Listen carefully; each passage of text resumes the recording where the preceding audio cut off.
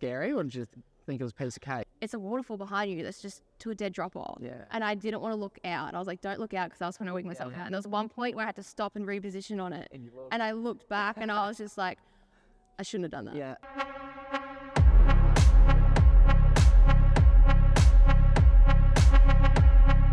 Righto guys, welcome back to another episode of TFI Uncut. I'm here with Bree today. We're going to chat about her adventure film, and we're just chatting about the 3-month period and Yes. and how you need every second of that 3-month period to create a film like you have. Yeah, definitely. You definitely do. Like it's kind of hectic if you're sort of already a content creator, especially in the 4Drive world, because the schedules are kind of busy with 4Drive shows, creating generic YouTube content that you do on a day-to-day basis. To then try and create a film, for me, was a lot more effort than I have ever put into any production or video I've ever made in my life. Did you know it was going to take a lot more effort, or did it sort of creep up on you as you got into it? Look, I knew it was going to be hard, but it was just like, yeah, once you got into it, I was like, oh, okay, no, this is going to take some time. Mm-hmm. Like between creating the video, but then I guess at the end of the day, because it is a film that you're obviously going off voting, you kind of got to come up with a bit of a marketing plan. So it's not just like, it's so People much, need to like it, yeah. Yeah, they need to like it. So you need to like come up with a storyline. You got to plan the trip. You got to organize the people in it. And using like a film crew, like setting dates, location, everything. There's like a lot of logistics that go into it.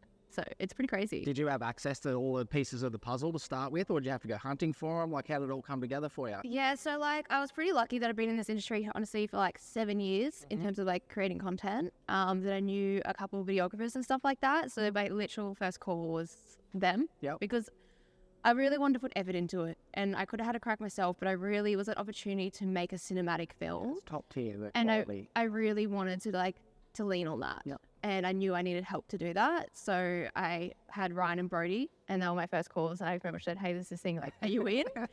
And they were in. So thank gosh, that was my first call. Yep. And then I was then organizing a crew, I guess, because I could have done something myself, but I really feel like 4Driving and adventuring is about sharing it with your mates.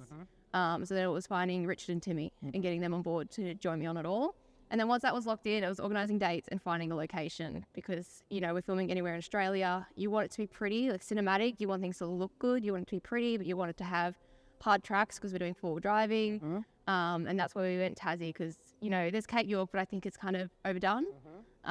It's beautiful, but Tassie has so much variety. Like, So nice, yeah. yeah, everywhere you go, It's different. Stunning. It's so different too, yeah. Yeah, and you got the dunes, you got the 4Drive tracks, you got the coast, Yeah. all of it. I love all And the I was stuff you like- did in the dunes. Like, that's like the best. Yeah, that was my favourite part. Yeah, look, I loved it too. I wish I had a better car. I think the reason I had so much fun is because I got to ride in Richard's car Yeah. with the Yeah, barrier yeah, in it it. helped. The old TD didn't like the dunes, Yep. but yeah, it was still great to experience it because we didn't really have that over on the mainland here, Yeah. like the big we dunes don't or really anything. know. No, I think there's some in SA, but like not up in Queensland, New South Wales. You don't get anything like that.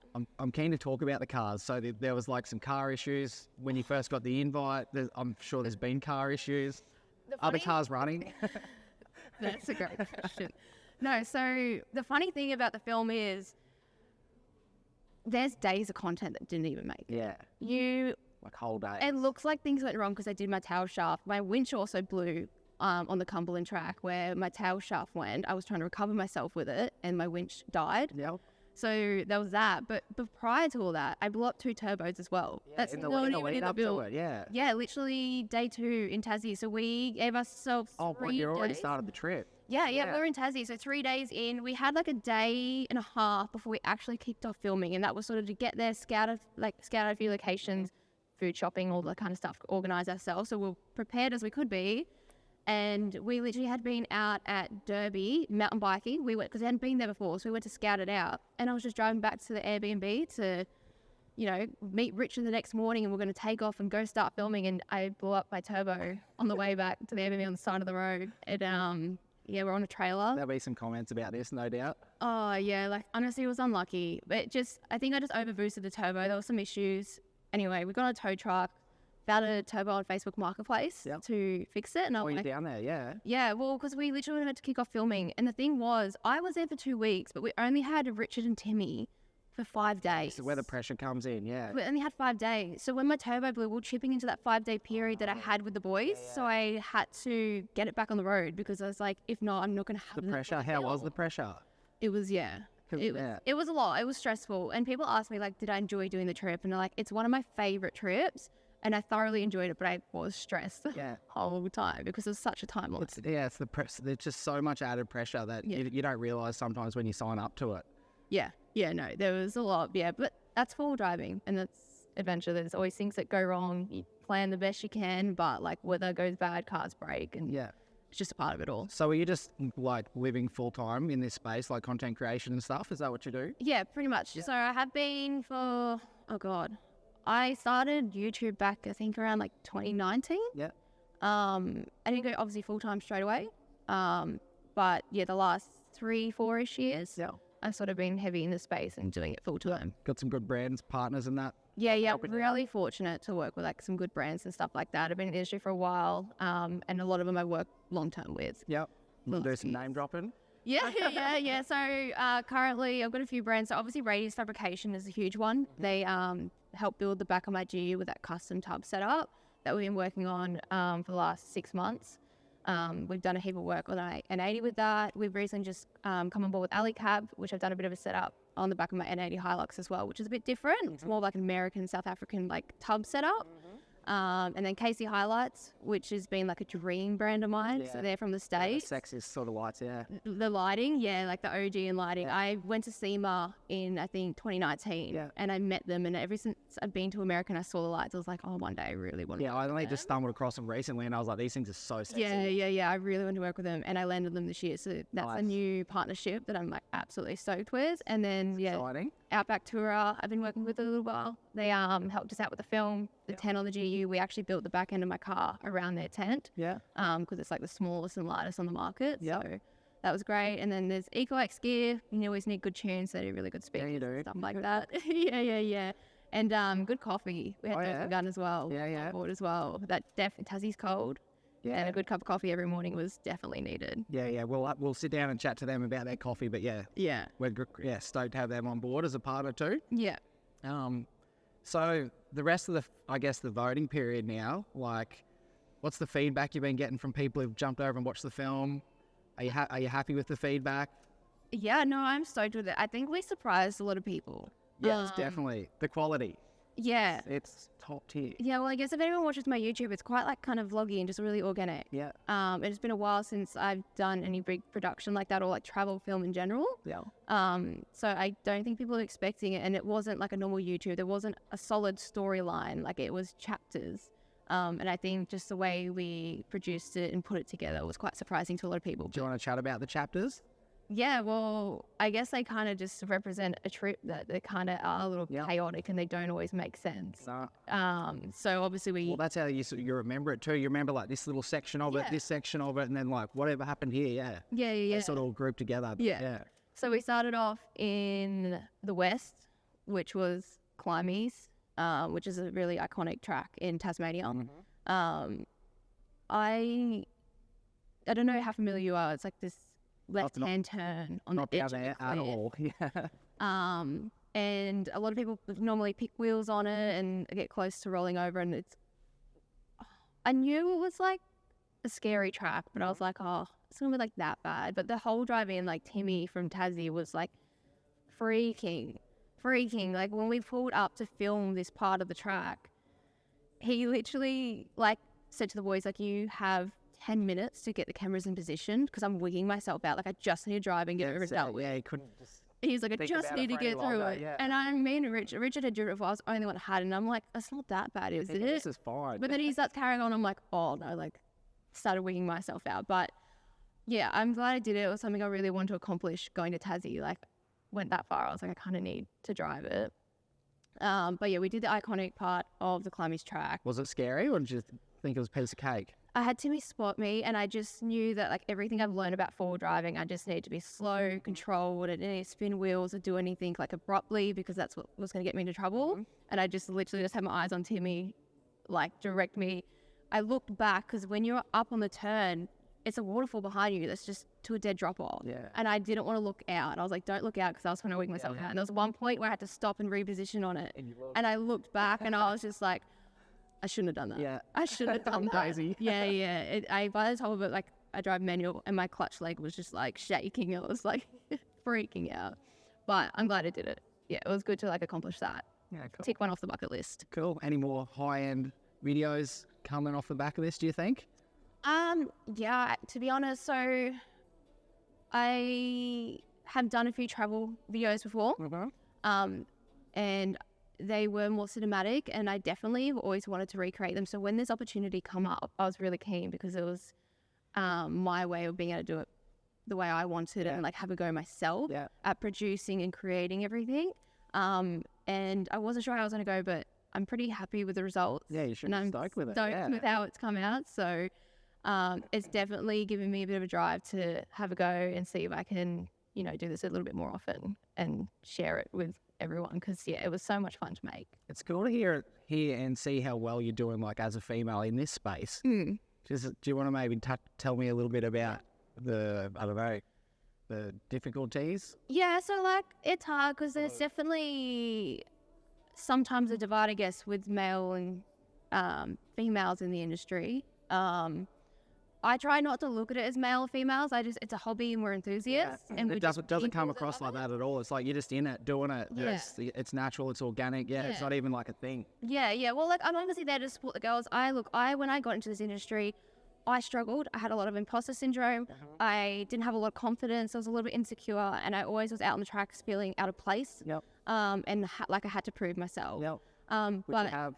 Yeah, thank you. But yeah, I think the best thing you can do is just surround yourself with good people. Yeah. And if you ever feel like you don't belong, or you aren't doing it, you aren't surrounded by the right people. And there are right people in this industry, and you need someone that's like, if you don't know, you need to be able to feel comfortable to ask that question, because there's no dumb question. No. The only way you're going to learn is by asking questions and by doing experience. Like I brought my Patrol that I used in the film back in 2018. It's my first full drive. I've still got it. Still got it. You'll have it. It's taught me everything. I'll never sell that car, but I know how to work on my car because I used to break it, and I was 18. I had no money. I couldn't afford to pay a mechanic to fix it. So I was fortunate to have good friends, but I just asked the dumb questions. I spent the time watching them. They taught me how to do things, and like it was uncomfortable. It wasn't nice. Like I was scared. I didn't feel like I belonged, but like the best thing you do is just get out of your comfort zone. And don't think of it like you're a female and you don't belong. Like, we're all enthusiasts. We all want to be out there and behind the wheel, steering behind a track. Like, we all belong. And you just got to, like, put yourself out there, even if it's scary, but, like, it will pay off. It will pay off. And you see that, like, this weekend. We're obviously at the Melbourne 4x4 show, and, like, everyone's getting together at night, like, friggin' singing and dancing, and having, not you and me. No, I'm a grandma. Grandma and grandpa here. We were in bed at 7 last night. But, yeah, everyone else is out there having a great time and just mingling and connecting and sharing, I guess, what they love about 4x4 adventure. Yeah, that's what it is. And, like I said, there are male and females, but, like, at the end of the day, everyone can drive a car. It doesn't matter if you're a male or female. It doesn't change your capabilities. No, it doesn't.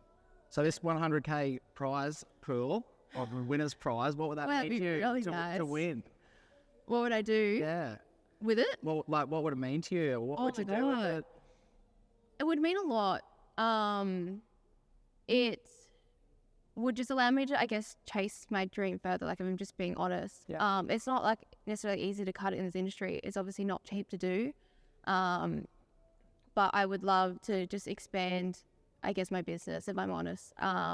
It honestly changed my life and allow me to, hopefully create more content like what does expanding your business look like? Just more content? Or? More content, yeah. And, I have a lot of ideas on things that I want to do in the business. I've gone with the direction of trying to tap into filming me building cars and stuff with the hopes that it can encourage people that are a little bit scared to actually have a go. Because, if I can do it, anyone can do it.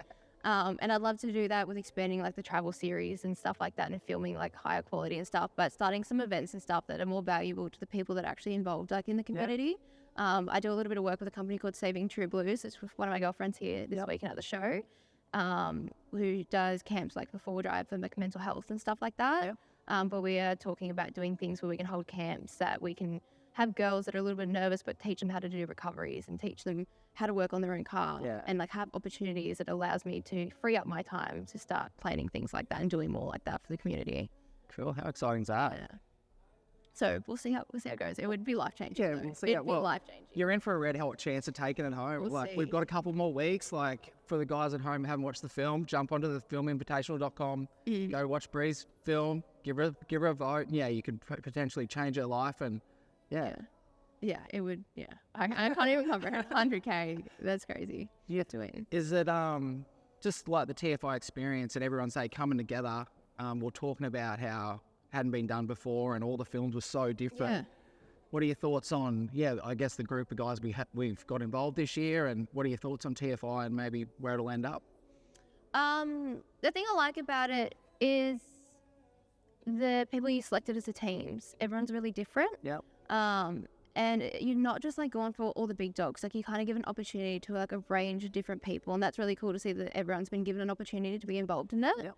But then that's also brought in like a huge range of content. Everyone's films were so different. And like I was saying earlier, the films, it's the first time you've done a 4x4 segment. And you can reference off, I guess, the fishing films to see quality, but it's still kind of hard to translate that into four-wheel driving and like a storylines and stuff like that. So being involved in the first year was kind of cool because it...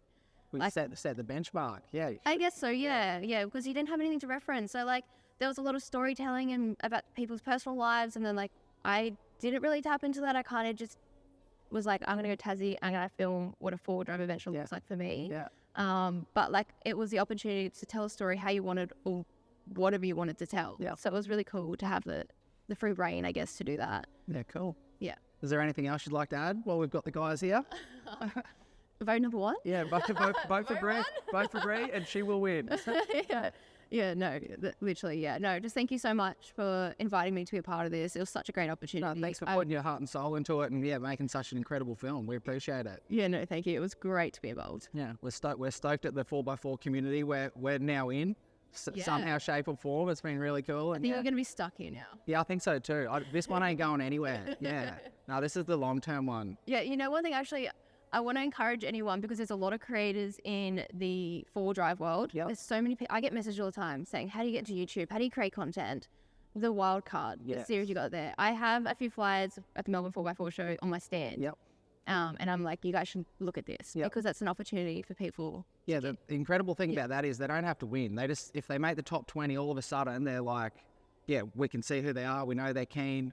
Everyone else is like looking at them. It sort of puts them to the top of the heap with what we're doing moving forward. And it's a great opportunity for the guys at home. Yeah, for anyone that wants to get into the stuff. Yeah. It's a great little competition to get into. 10-minute film. You can use old footage, new footage, combination of both. Yeah.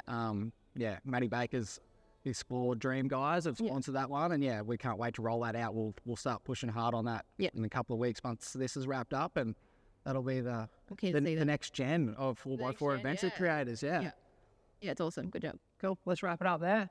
Thanks for sitting down with us, and we'll see you in another episode of TFI Uncut.